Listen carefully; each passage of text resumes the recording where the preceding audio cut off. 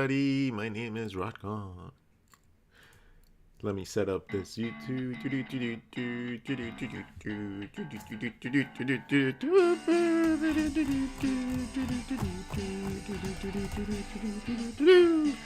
Oh, I love my intro music. Hello, everybody. My name is Rodgon. I am an artist, designer, teacher, mentor, and today we will be drawing together. So let me just put on my YouTube chat. Oh, there you go. Perfect. So we have the chat on. We have our theme for today. Our theme for today is going to be hands. We're going to be drawing hands, and we're going to be doing gestures with hands. This is a topic that was suggested to us by one of my followers, and it's going to follow our doing a 100 hand challenge. Right? We also did this as a challenge, so this video is on YouTube. You guys can go check it out. And I explained the process of learning how to draw hands, how to start visualizing it differently, and then how to map out things differently in the hand. So if you guys are interested in learning how to draw hands, this video is on YouTube. It's about 4 hours long, so you guys are going to be in for a big treat. And it's just something you guys can check out if you guys have some time and you guys want to learn some stuff. But today, our lesson will be hands. Hands, hands, hands, hands, hands. Another lesson on hands. Let me put this little thing over here so this doesn't spring up. Yes, I do not have the most high-tech equipment to stream, but I still do it. All right, there you go. Less springy. All right, hands. Hands tend to be very difficult for people. Tend to be, how am I? It's been an interesting day. I can't say that I'm feeling bad. I'm not feeling overly joyous either, but I'm not necessarily sad. So it's just been a day. One of those times where you just kind of think too much, and then you just have to tell yourself to shut up. It's one of those days. But it's about to get better because I get to spend it with you guys. I get to draw a little, and that always helps me. Right? One exercise that I like to do is something that I'm going to teach you guys how to do later, is just to play around with positionings from a static element and seeing how things look whenever you apply different positions to the same joint. Right? Doing things like this help you find out the limitations of your drawings. But anyways, we'll go back to this exercise later. Hands. Hands are the things you grab things with. Hands are the things that we express a lot of emotion with. So hands need to be understood pretty well by artists so that they know what they're drawing later on down the line. Now, the one thing that I'm going to ask from all of you is, if you are watching, I want you guys to grab something to draw on. I want you guys to go grab a sketchbook. I want you guys to grab a piece of notebook paper or a Post-it or something, and then follow along, and then hopefully something clicks, because once that thing clicks, then nothing is going to deter you from growing and learning. So I want you guys to do that and then follow along, okay? All right, the first step, I'm going to start explaining the different parts that I normally break down the hand into and why I choose the shapes that I do. The first thing that I do is I like to draw the palm of the hand. I like to draw my palms of my hand kind of like a Pringles shape. It gives me curvature at the front. It gives me my little palm muscle. And it gives me an area right here to distinguish how big I want my hand to be. So this is a pretty nice shape if I want to draw a hand. Right? The wrist connects at an oval to the wrist. And then from here, I would start by identifying the middle. So let's say that the middle of the hand is going to be right there. It doesn't seem like that would be the middle, but fuck it. We'll call that the middle. If that's going to be the middle, that means that our middle knuckle is going to be right there. The knuckle is this ball right here. right here. Like the ball that's literally the size of your hand, the width of your hand, this is your knuckle from both sides. This little bump, that's your knuckle from the other side, right? So your knuckle determines how wide your hand is going to be. So this middle knuckle, it's already giving me the bottom of my hand. And it's already giving me the top of my hand. So I know that this side is going to be probably more pointy. And this side is going to be more rounded because it's normally squishy. Now, that's for one finger. How do you find out the other fingers that are going to be going in there? Well, first you got to determine which side your thumb is going to be on. Let's make the thumb on this other side. Not this side, but the other side. So the thumb is going to be on my little potato chip bridge over here somewhere, right? But now that I know that it's going to be over here, I can place my fingers accordingly. Next to my middle finger, to one side of my middle finger, I have two fingers. And then to one side, I have the thumb side, I have one. So if we're considering just this part of the hand, right, up to here with no thumb, it's middle. There's two on this side, one on the other. So after I figure out where my middle finger is, I can draw two more knuckles on this side and one on the other. Cool. Now from there, I can draw my fingers and that's going to look decent.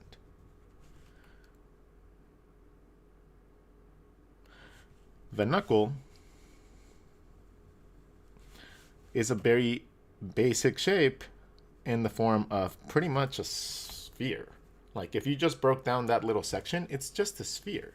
So that gets connected with your fingers, which are literally just little tubes, into another cylinder, which is another knuckle,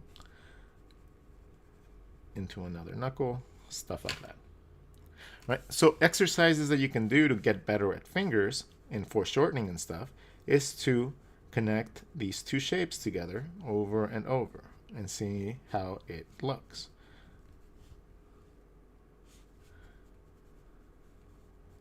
Connect that shape over and over, make a finger with like a quadrillion different like segments, and then just learn to connect them like chain. Right? And if you can do that, learn to do that into perspective as well. A circle into that, a circle into that.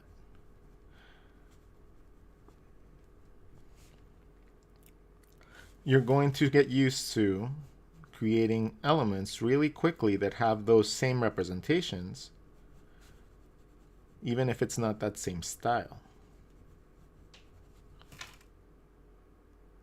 Right? Getting used to this overlap and the foreshortening just comes from learning your basic shapes.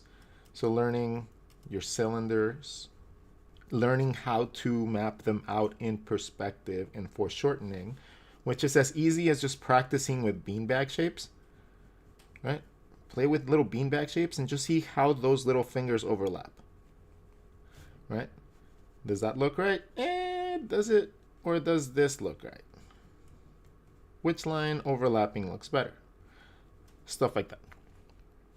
This is a precursor to understanding it perfectly in perspective, but this is going to give you all these little overlapping shapes that you normally get with fingers. Right? So that's how you learn how to draw fingers better. So now the next step is to understand how to draw the shape of the hand. So the hand, if we see it from the very, very front, it would be something like this. It would be curved because your hand is curved naturally, not flat, naturally curved. Your middle finger would be the width of your knuckle, or your palm would be the width of your knuckle. And then we have two to this side, one to this side. If you want to give it a little bit of perspective, we can just make the palm go back a little bit. This side that has one finger has the thumb that comes out of the little meaty part that comes out of the hand. And then these fingers come into perspective and then down.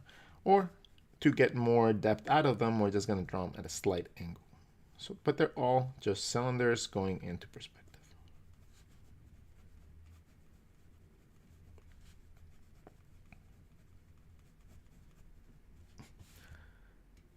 The underside bulky parts are going to consist of the two little palm sections of your hand.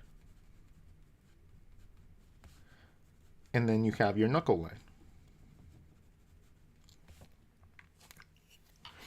So this little palm part can be connected to your thumb, and it can be pretty much considered like a drumstick. Okay. This side, it's more like padding. And then it gives you negative space right in the middle, like a little pocket. Right? Then we have our wrists. And then our fingers curve, but they also can expand. Like the hand is very malleable. Right? So these knuckles can actually separate a little bit too.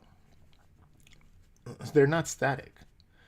So they can move up and down too, like individually. Like they're not static. That's why it's hard to like draw the hands normally. So one finger can have a very wide range of motion as well. Right? Your thumb, sometimes some people can even bend it backwards like that. But it ranges all the way from like here all the way out here. So understanding the shapes that consist of the hand is much better than understanding a style to copy. Right? Understanding a style to copy is just going to make you good at copying a certain style. Like if you learn how to draw hands like this, like right? Or you do the whole like Kamehameha thing. Approach hands. Like there's a million ways to draw hands. Like hands come from like Mickey Mouse looking ones,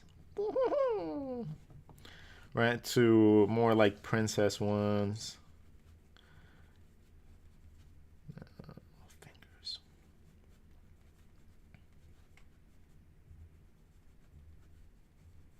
Right. So there's a million different ways to draw hands. The style in which you draw them is only going to be limited by the amount of anatomy that you know, right? If you understand anatomy to a certain extent, you're going to understand how to enhance these drawings if needed.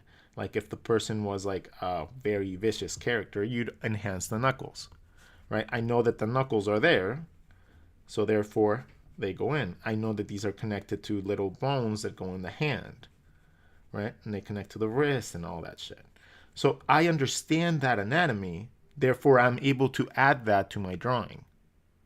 If you don't understand the anatomy behind it, it's going to be really hard for you to come up with your own ways of drawing things. And everybody's aiming to create their own style, right? So your style comes from the understanding of something and then breaking the rules in a way that's appealing to you. That's what a style is. So if you're wondering why all these top artists have an awesome style, it's because they spent time, probably a lot more time than you think, working on learning something just so they can deconstruct it. Right? I spend hours sometimes just drawing hands differently, just like, would that work? Does that look right? No, that doesn't look too good.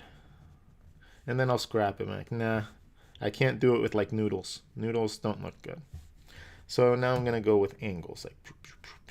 Like, would this look better? And then you're like, yes, that looks so much better.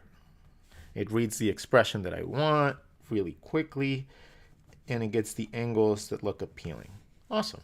And then I can take something as simple as this and then start deconstructing this into a 3D shape, so that I can figure out my perspective and my angles and how I'm going to map it out on the actual character. Or if I want like gloves, I can then go in and add gloves because it's just shapes going around my shape. Cloth is the same. It's big, bulky shapes that just wrap around your shape. So therefore, that's how you get an understanding of cloth, right? Understanding cloth literally just comes from understanding how the shapes fold and drape, and then adding texture to that. That's how you understand hands. That's how you learn. Oh shit, you guys couldn't see on YouTube. I gotta shift this all the way over here. Blurry, blurry. Oh, sorry. Is it better now? So someone's asking, how would the hand connect to the wrist and then the arm? Well, this is off. Hold on. I need to extend this a little bit more for the people on TikTok. There you go. Cool. So the hand connects to the wrist. Everybody's taught like this, right? Everybody's taught that there's like a little ball, and your wrist is a little cylinder, and then your hand is a box. Like, we are mostly taught like this. The reason that a lot of us don't understand this concept really well is because we don't even understand the concept of drawing something in three-dimensional shape. So trying to explain to someone to draw like this when they don't even understand this, or how to draw a sphere, or how to draw a cylinder, or how to foreshorten something, right? Like, if you don't understand this concept, this makes no sense to you. Like, at all. It just fucking, it's like, okay, I'll draw circles and I'll draw tubes and then another circle. Why does mine not look like that? Why doesn't it look like that? I'm drawing the same things. Why isn't it? It's because this concept of three-dimensional thinking is essentially a given. Like, the people that are teaching it like this think that everybody already sees things like this. Right? So when we learn, we are so quick to rush through this stage of understanding the basic shapes that we just skip it and we substitute all that knowledge with just style. Right? That's when we go like, oh, well, my style is very graffiti-ish. My style is very, it's very street arty, man. You know, when people say that, it's because they just don't know how to draw it. Like 99% of the time when someone says that is because they don't know how to draw it. They don't want to go back and change their way of doing it because it would be hard. And what I hear whenever I hear that, I'm like, cool. So you're lazy. Awesome.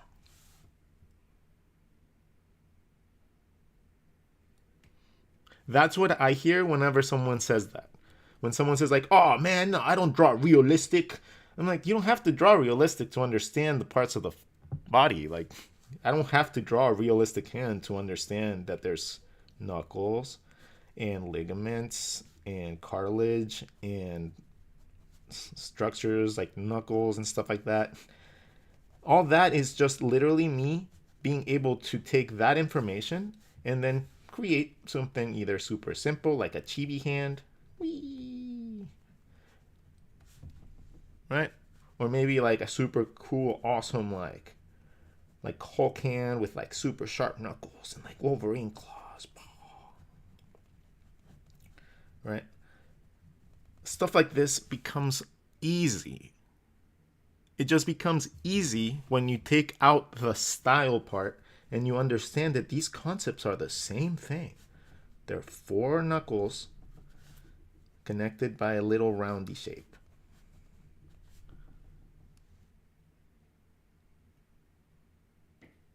But I can see this like this because I understand the concept of three-dimensional viewing.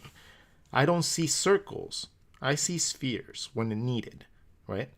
I don't see a tube. I don't see a box. I can see either a tube or it can be a box or anything with depth.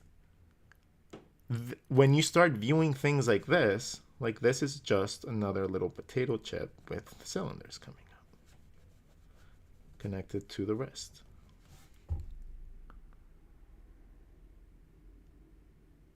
right? So I'm not trying to eat you up, and I'm not trying to like call you guys out. Like, the thing is, if we're not self-critical about our work, right? If this is going to be our career, and if this is going to be your career, if you want to do this for a living, and you are not taking the time to learn this in this way of thinking, you have a gap. You're going to hit a limit.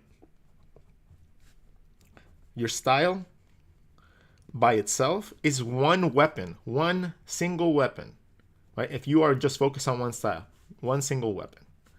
If that weapon of choice of yours does not really like hit the mark, you're done. Boom. People like me, I eat up styles like fucking candy, right? I understand this, and I understand how people break their anatomy. I understand, I can see how people are creating their styles because I understand this and I can see it and I can just break it down.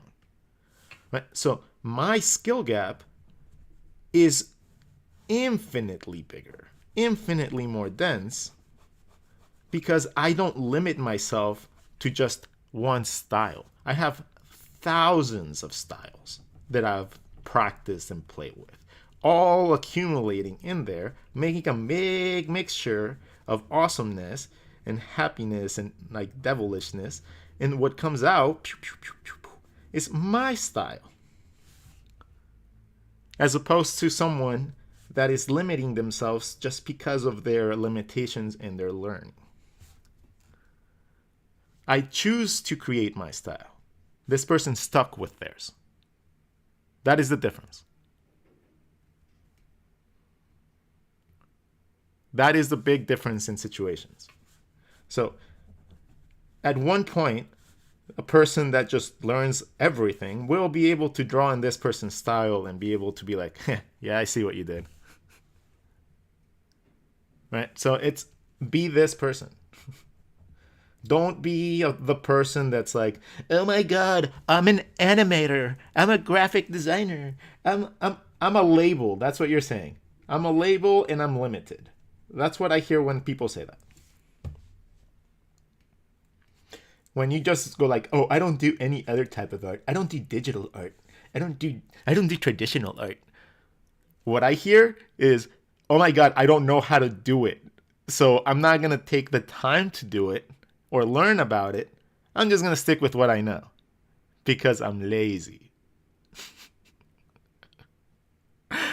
You know, that's just like that's the thing. Like, so many people like want to be an artist for a living, right? And they want to do this and they want to like be like the top artists in the world. They want to be like known, and they want to be known for their style, and they want to be known for like what they bring to the table in their comics and everything. But they refuse to just learn the very basics of it. Like, this is like, I was talking about this yesterday, and I'm gonna recap it for you guys because why the hell not? Yesterday I think I gave the best lesson I have ever given in my goddamn life. Like, that lesson alone was like straight up like blah. So I need to go edit that video. That was from yesterday's live. But I'm gonna recap it for you guys so you guys understand how you go from learning from scratch, from nothing, to creating amazing things. And it only takes 4 stages. That's all it takes. 4 stages of learning. And you guys are probably already past the first 2. So let me explain to you guys what we talked about yesterday in 30 minutes of fucking glorious like lessonhood. Stage one of any artist is learning how to draw basic shapes and how to use art materials. This is a stage that happens very early in life, and actually maybe not always. This tends to happen sometimes when you rediscover art after not doing it for a very long time. So stage 1 and stage 2 will happen eventually again if you have not done art for a very, very long time. But it's normally when we're young and normally when we are children. We learn how to draw the basic shapes, and we try our hardest just to learn how to draw with materials. Stage 2 comes a little bit later when we start taking those basic shapes and we start creating elements with them. No basic essence of perspective or anatomy or anything like composition. It's normally just representations of the simplest ways to draw a human, draw a house, clouds, trees, all made out of the basic shapes that you already learned. Stage 3 is the biggest stage of all. And this is where we go and we try to just make our drawings look pretty. This is where we start applying style to what we know. Now, this is going to range from someone that's just barely learning how to draw basic shapes and two characters and stuff, up until someone that can replicate styles to a professional level. Now, the problem here is that so many people stay here in this stage. After this stage, there's a world of things to learn, right? Even if you get to 15 years into your career, like I did, I didn't think like this until 5 years ago. Okay? When I learned that I was very limited because I was really good at copying other people's styles and mixing up styles to make my own. I have always been really good at that. But I found a gigantic flaw in my art. And that was the fact that I was not applying any sort of perspective and anatomy to my designs. It was literally just based off styling. So when it came down to pinups and I started drawing pinup work, I was like, all my girls look the same. Like, I can't change the style. They all look the same. They look good, but they all look the same. Why? And then I really started thinking, was like, do I really know what these things are? And then I just went, boom, like I don't know anatomy at all. I don't know how to map things out on both sides of the shapes. It just threw me the hell off, and I was like, holy shit.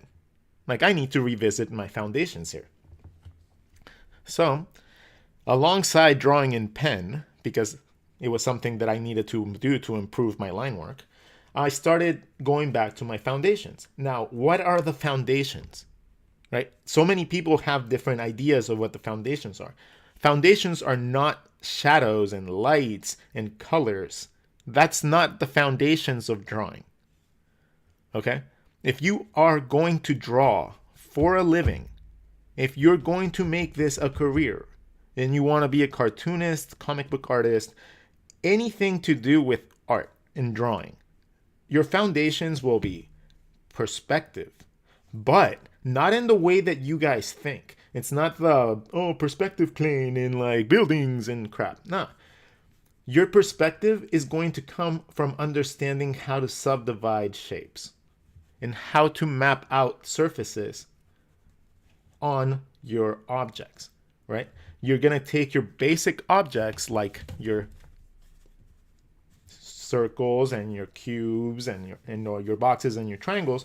You're going to start making spheres, cubes, and triangles, pyramids, stuff like that, right? You're going to start seeing things as just flat shapes. What this does, it allows you to start slowly building into more refined thinking. This is going to coincide with learning the next step, which is overlapping shapes. Okay? Once you understand how to map out the surface of a drawing, you can move on to slightly more complex shapes. Maybe you are master at drawing a circle, but now draw two circles. Now you draw two circles, and you learn how those two lines overlap, right? And you practice subdividing it as well and stuff. So once you learn one circle, you learn two, and you overlap that. And you learn how to move that, and you learn how to like manipulate that. Once you understand this, everything else is going to be easy. Everything's going to be easy. Because you're going to slowly just take this beanbag shape and you're going to start morphing it, right? You're going to start playing around with different variations of it, just like you would with like anything. Imagine it's silly putty and you're just creating different shapes. That is going to give you the mental structure to think of things like thighs. Because it's just literally a beanbag shape. You're going to be able to see bodies as well very easily as a beanbag shape, right? And you'll be able to map out both sides of the body really easy because you can think like that, because you've been practicing that. Okay? So learning that opens the world. This is the opening ticket. Once you get here, this is the opening ticket to you being able to put your imagination on the paper and then just go, this is me. This is what I can create. I'm not limited by style anymore. This is what I can do. Once you can take those basic shapes and start sculpting with them, then it's all up to you. It's not, you can't draw this anymore, or I don't know how to draw this anymore. It's going to be, what can I draw? So, on top of that, I give you guys a couple exercises that you guys can play around with. So I'll let you guys watch that video so you guys can check it out then.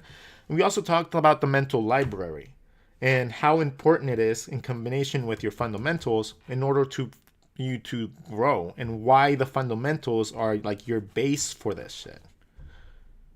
Right? So that is another thing that you can talk about. We talked about like jaws and styles and how to use this as like a dummy system.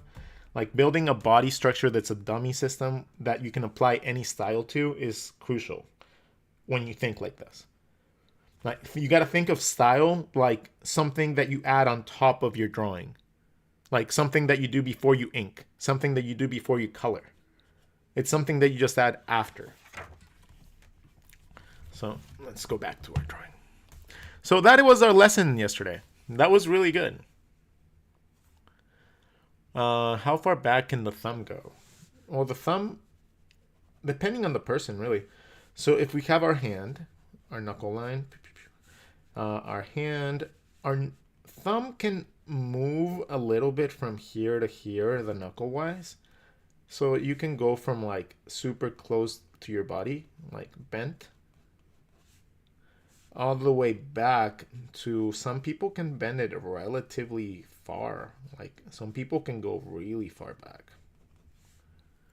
So it has a really wide range of motion.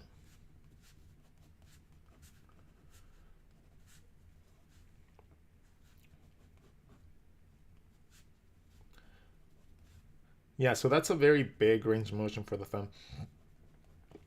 Again, the reason why hands are hard to draw is because they're so fluid. There's so much movement going on. So it's really hard to just pinpoint something. Dude, I love when you call out laziness. How much can you creak the rules when you can break the, once you understand something, let's just take something as simple as an eye, right? An eye is a sphere with two little openings for an eye. That's all an eye is. It's a sphere that's an eyeball that has a sphere that has a little thing inside. That's all this is. Right? And then the eyelids are just hemispheres. So now that I have that, I can make an eye out of any shape. Let's just make something weird like that. Right? All I gotta do is find hemispheres on this shape. So I gotta make it into a round shape. So let's draw roundness to it. So now we have our upper eyelid. Now this seems like this is round. And this has like a pocket looking thing. So we'll make that into like the little tear duct. And then we'll make it into like an alien eye by just creating a random eyelid type of like. So now I just created an eye out of a random shape just because I understand the concept of what an eye is made out of. So let's make that into an eye. Again, just eyelids, hemispheres to show me the shape, and then I have an eye.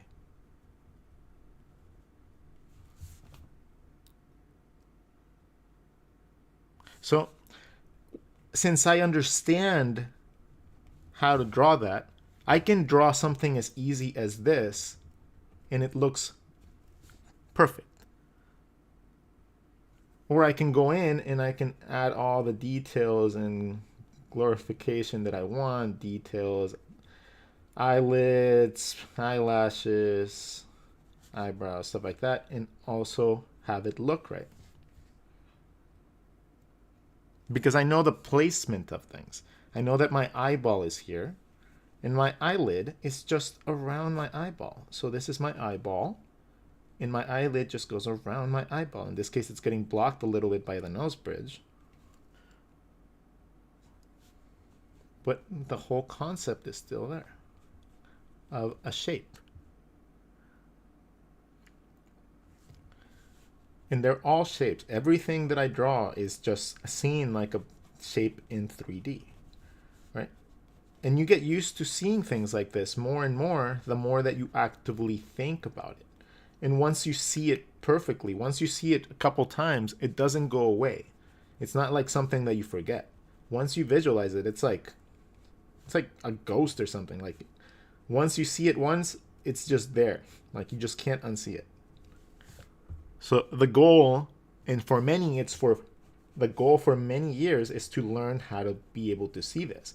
Because this is literally the golden ticket to learning how to create things in anything you want. This can be used for 3D modeling. This could be used for, realism. This could be used for illustration, graphic design, marketing. You can use this to help you with anything that involves anything that needs to be drawn. Engineering, architecture, all that stuff can be so much easier if you just take the time to understand the very core basics of art. And that is anatomy, perspective, and learning your overlapping lines. Your overlaps teach you foreshortening, right? Overlapping lines are just a precursor to foreshortening. Combine that with your knowledge of dividing shapes, and you already have foreshortening before you even know it.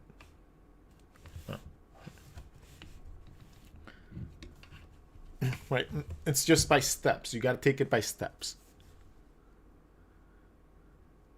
It would be mirrored because you just drew a similar shape, so you don't forget how you drew it. Yeah, essentially. Okay, so if you learn how to draw this, right? You learn how to draw a little beanbag. Right? What's the difference between this and a leg?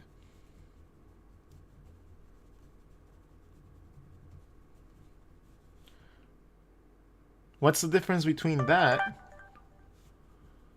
a beanbag, and a finger?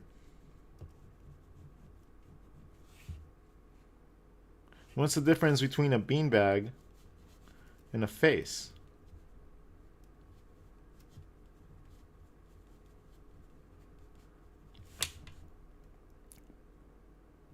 Not much. At the most simple form, it's this shape. So if you master these shapes and the way that they curve and the way they overlap, everything is going to be so much easier for you. I just drew Donald Trump. Nah, this is too handsome to be him.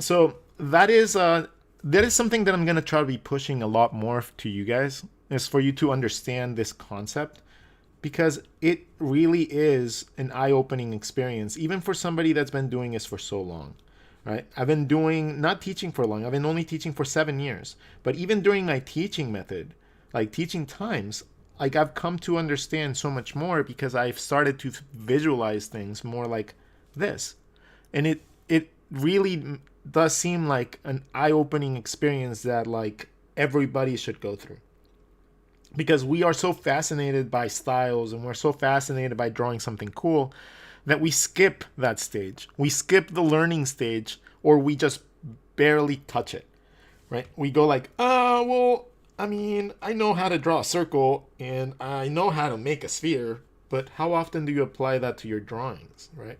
When you're drawing like a nose, how often do you think of this as like different types of shapes with different angles and stuff. Like, you just don't. I promise you, you don't. Or at least most of you guys don't. The people that have trouble with mouths, right? Here's a quick tip for you. Draw an eye. I'm saying this a lot because I really like this tip. But draw an eye and then draw the lips inside. Or if you want no lips, don't draw lips, just draw teeth. Draw an eye. Draw an English cyclops for a smile. And then draw lips inside for women, or don't draw lips inside for men.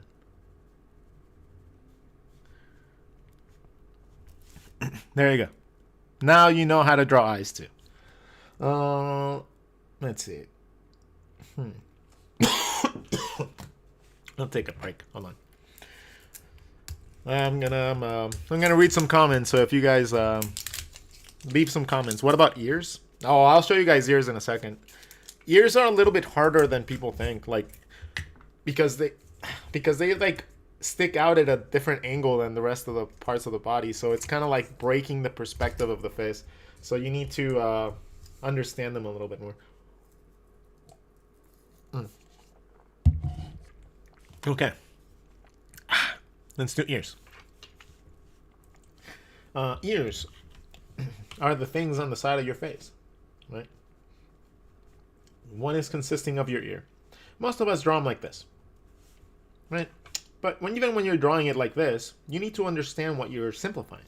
So let's go into a little detail zone and go beep, beep, beep, beep, beep, beep, beep. The ear consists of a ridge, which is the cartilage ridge that goes around your ear and creates a little hook on the bottom. Sometimes you get earlobes, sometimes you don't. That's optional. Now, this little hook right there is a crucial part because this is what you're drawing right here. Essentially, what you're drawing when you're drawing those simplified versions of things, it's this part right here. Okay? You're drawing the initial ridge to your ear.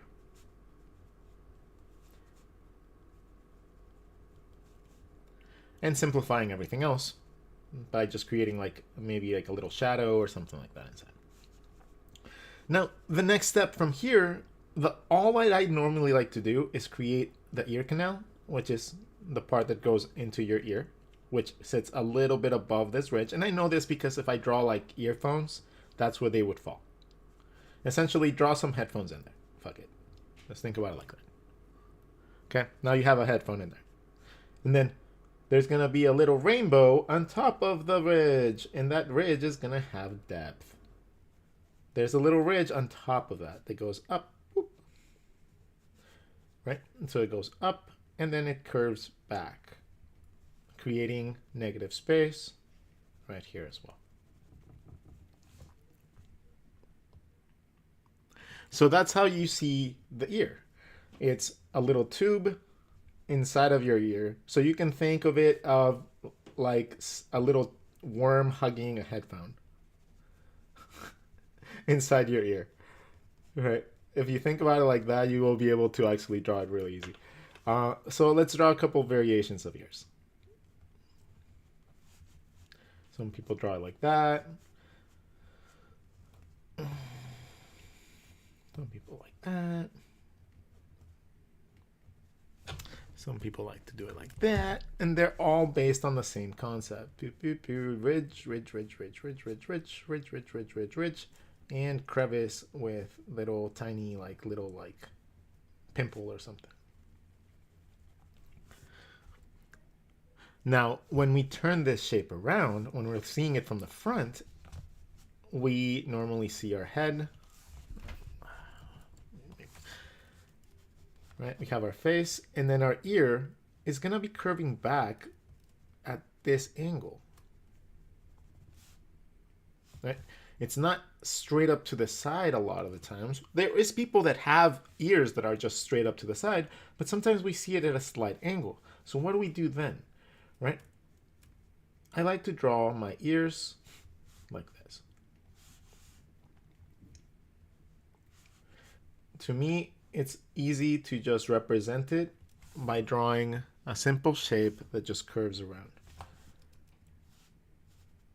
And then whatever detail I need, like if the person has earrings or something, you can just wrap them around that initial shape. So you see a little bit of the ridge of your shape into your little like earlet, and then this wraps around to create the ridge. The rest of this ridge has to go behind because you're seeing it at an angle. And then you can always add all the detail from the little other tube and stuff like that inside, but that's normally not necessary. You normally don't need to draw so much detail in the ear. It's not a section of the face that's going to be very much like observed, but understanding the concept behind it is going to be what makes it easier to draw in different positions. Now, when you see this from behind, you're going to see it more like this. Right? There's going to be a connection point to that looks kind of like a little half circle. And that connection happens to the head. Turn off invites for I don't do invites. So that is how you have to start visualizing it. Exercises to get better at that are just to make little boxes and draw a little ridge around them. And get used to moving that around into different perspectives, different views, and getting used to seeing like the underside of them, stuff like that. These exercises help you get better at being able to map it out on a face. I finally understand it. Yay! Woo-hoo. All right, so noses. Sure, noses. Let's do noses. But before I do noses, I need all 157 of you guys to hit that little heart button, and I need everyone over on YouTube to go subscribe if you guys haven't. Love all these golden nuggets. Oh, yay! Punk Lee, you try to draw one page of manga? I mean, I draw comics all the time. Manga is just another type of comic.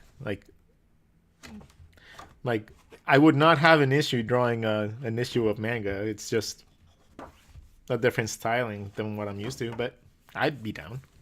That'd be pretty cool. Emily Arts, I just want to thank you for teaching all of us. I don't know about anybody else, but I feel like there's things are starting to click and drawings are becoming better. Yes! Oh yeah. Oh yeah. Happy dance. Happy dance. Come on, Mr. Panda. Come dance with me. Happy dance. Yay! You know, as a teacher, you don't often get to rejoice or like be there when people like get something, like something clicks, and it's normally like, yay, I learned it. But in my brain, I'm like, yay, I taught you to be able to see it. Wee! And this man lives off props and ego boosts, right? This man right here, I'm like Dr. Cox from Scrubs, okay? I live off ego boost and props. So you guys feel free to let me know whenever you guys find something that's really helpful, because that's awesome for me to hear. Bone Noozle, your beanbag method opened up a new world. Haha, the beanbag method. This will be like a predominant part of my how to draw book. So I'm going to focus this coming year on my how to draw book. My how to draw book is going to be really good. Like I don't really toot my own horn, right? Like I don't toot my own horn. I don't. For as much as a person that loves ego and like shit like that, I don't really think that I'm like all that great. But at the end of the day, I love hearing all these stories about you guys learning from what I have to teach. So I'm just going to release a book, and using all my experience from editorial jobs and production jobs and printing jobs, I'm going to make sure that it's a fucking awesome book. Like, it's just going to be dope. And even if only one human being buys it, which would not be the case because people like learning, right? But even if one human being goes, "Oh my god, this changed the way that I think and it helped me like create what I wanted out of my art career," I'll be like, I'm gonna be like dying, like just sobbing, like, "Oh my god, ah, I'm so happy," like super like ah. It's not coming down. So happy.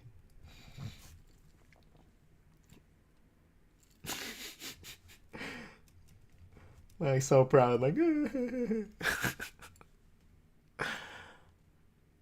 uh Blue Devil. Rodgon, do you have any tips for breast placements on the beanbag so that they don't appear floating all over the place? Well, breast tissue falls on a certain part of your rib cage. So let's draw a beanbag. Let's draw a rib cage from the beanbag. Right? So let's talk about that. Normally, our body has our collarbone, right? Once we establish where the collarbone is and we establish where the bottom of our rib cage is, this gives us this space right here. Now, I like to consider a little bit of space before I start where my breast placement is. A little bit of space to give yourself a slightly flat surface from your collarbone a little bit down. And then from there to roughly the bottom of the rib cage, you can draw your breasts that are being placed on your three-dimensional shape. That's your rib cage, right? It's just a cutout or an addition to your rib cage. Now, you also have to consider drooping and like form and like how something drapes, but consider that after you learn how to map something onto the rib cage. Once you start doing this and figuring out like the way that you learn this is by drawing sphere like or ovals and then placing objects on the oval.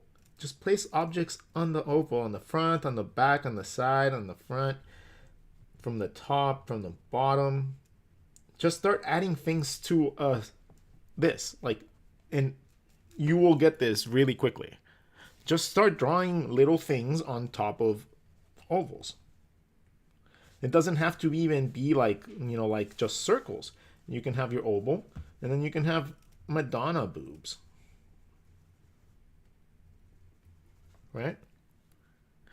Get used to mapping things on top of a surface like we talked about before. The reason that this is hard for you is because you're not visualizing or putting into play your basic understanding of perspective. You're thinking too complex of this. This is literally just an oval with two ovals on top of it.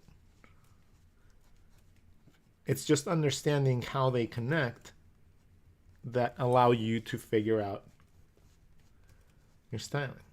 Now, if you don't understand the placement as well, take a look at how a little bit of anatomy, because these are going to lead towards where your armpit is, right? And that has a play with your arms and your back muscles and stuff like that as well. So the further you understand anatomy, the further you can push your shapes. The further you can push your shapes, the deeper you can go into so you can learn more anatomy. You get what I'm talking about?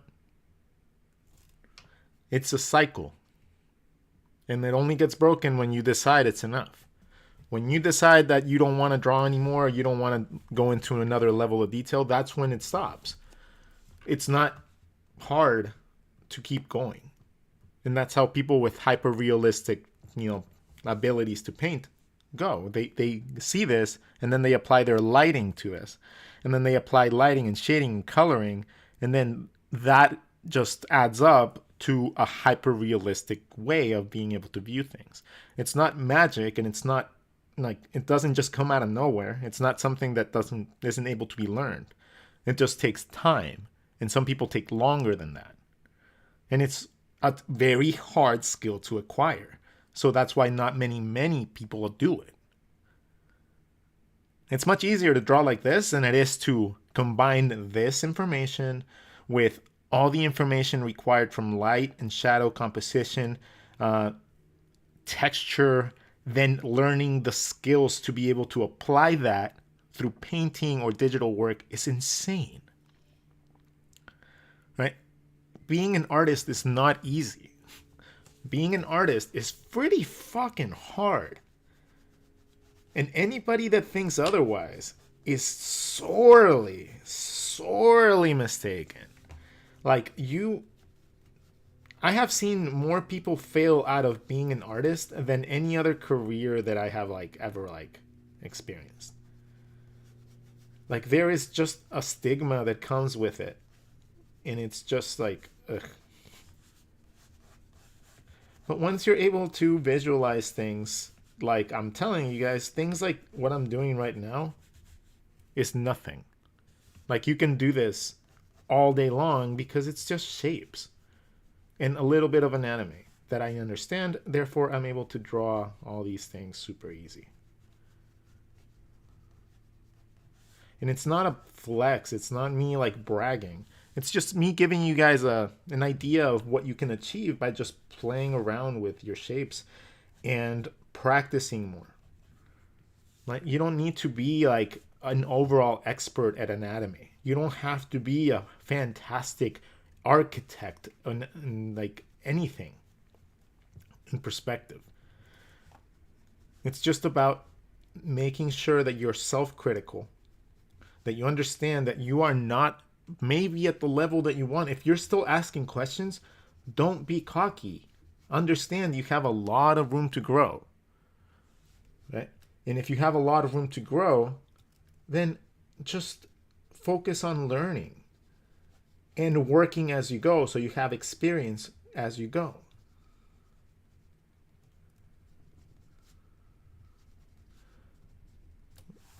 But it's just going to take you longer, and you're going to come to the same realization. Even if you disagree with me, you're going to come to the same realization very quickly. In your career, it took me 15 years because I'm a stubborn son of a bitch. Right? I'm a stubborn motherfucker.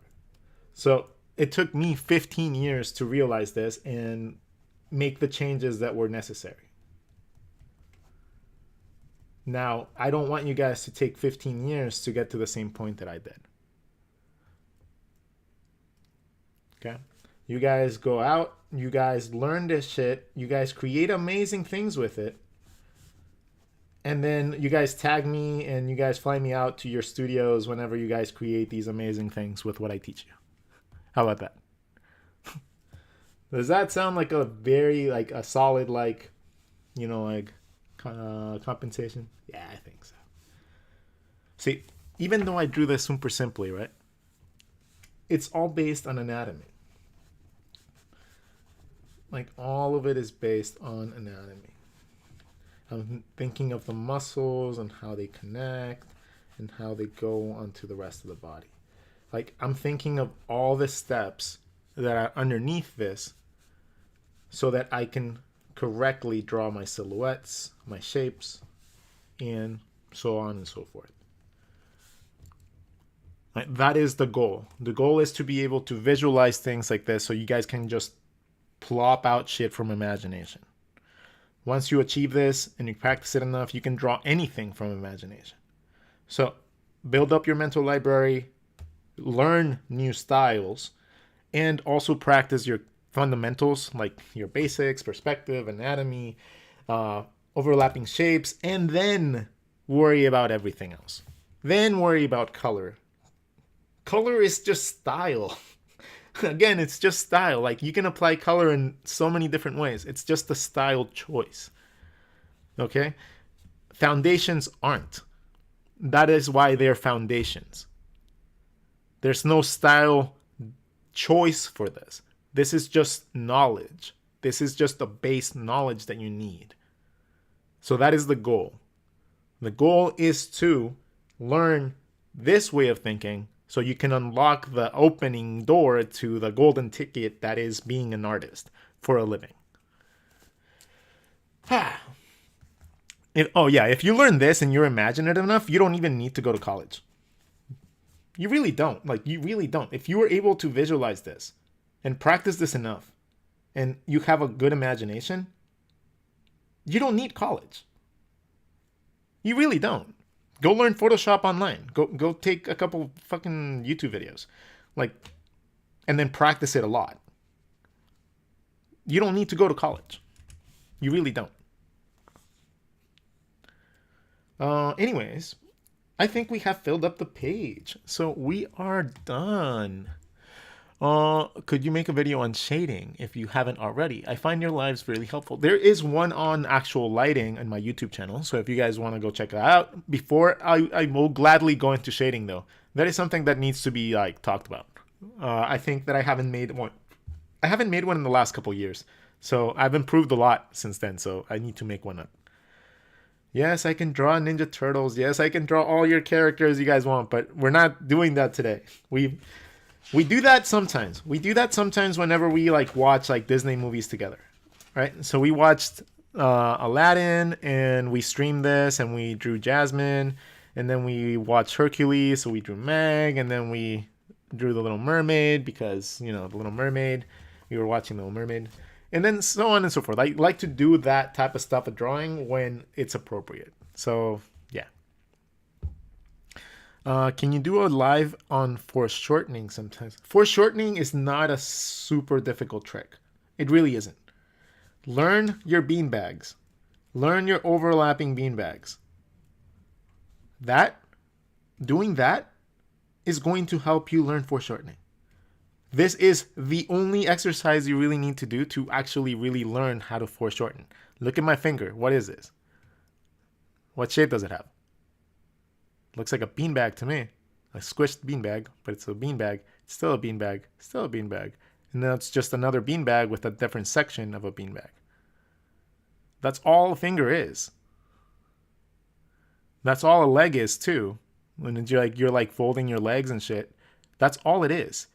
Right? It's just overlapping lines in a beanbag shape. That's it. That's all it is.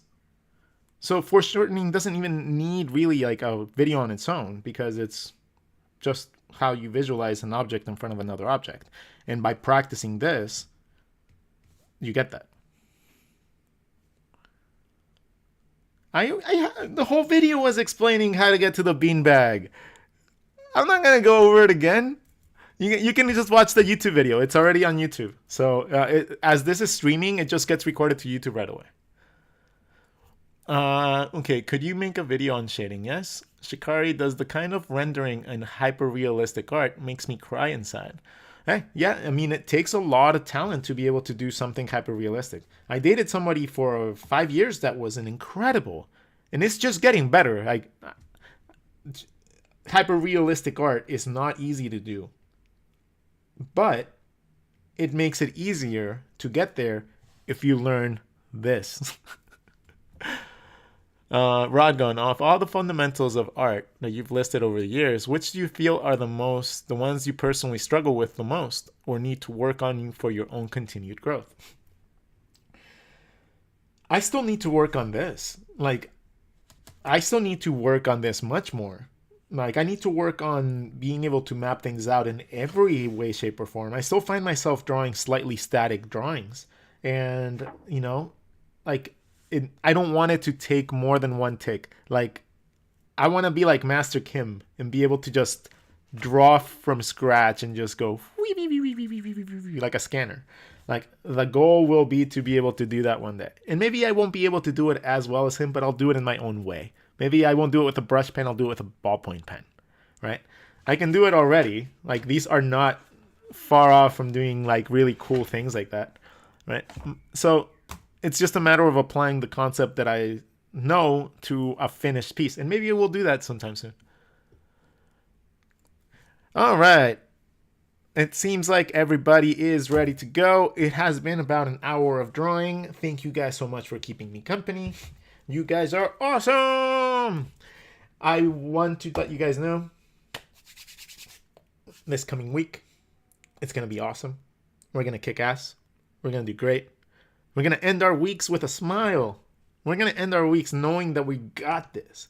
And we're going to go on to this coming week with your head held high, knowing that your art is going to make a difference and it's going to make someone smile if you do share it with someone.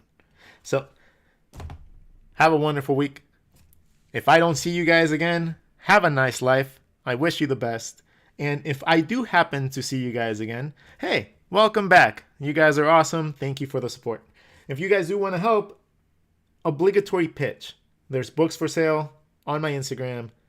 You can sign up to my Instagram account for $5 a month. You get like a subscriber stuff, and you get like downloads, and you get like screensavers and all that stuff.